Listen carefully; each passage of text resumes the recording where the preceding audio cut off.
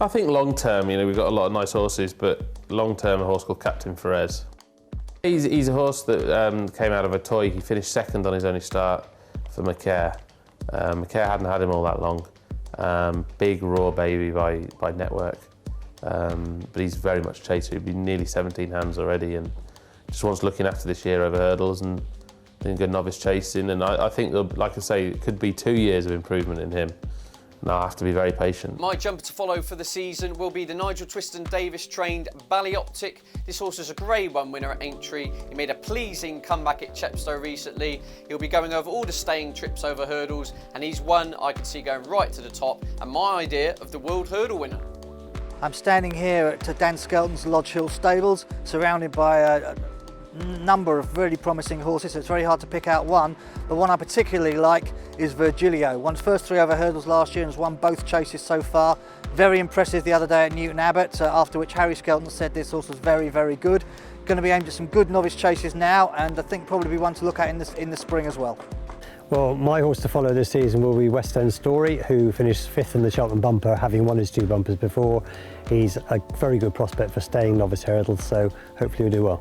Yeah, well, I was doing this the other day. I was going through some of the old tapes and stuff, and I came across, well, didn't come across, I had a good look at the Scottish Champion hurdle last year, and it was a really strong race. Ivan Grozny, Wicklow Brave, I think, ran in it, and the first 2 home, Cheetah of Dan Skelton's, and especially Cloudy Dream of Malcolm Jefferson's, I think are serious horses to follow. I thought that was a really strong race, really well-run race, and I think Cloudy Dream is going to go to the top.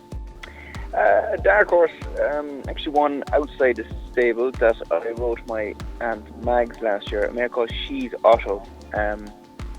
I got beaten on her in Fairy House, and I just got absolutely no run, and she flew home very late, and was very unlucky. And she came out the next day in Goran and won a race actually named memory of a friend of mine who was killed off a horse, which was nice. But she won very, very impressively that day, and I think because if she was in ours, she'd be in all the top lists, and I haven't heard her mentioned once in pre-season, and I think she's a serious mare. Yeah, look, since the first day he arrived in the yard, I've loved him, and he hasn't, he's been a pretty successful horse too. He was unlucky last year, so had got a stress crack after he won his maiden hurdle, and he missed his novice season over hurdles. So he's going to start off this year over fences, and his schooling has been good. He's plenty of scope, and he's filled out well. He's a young horse I think could go right to the top.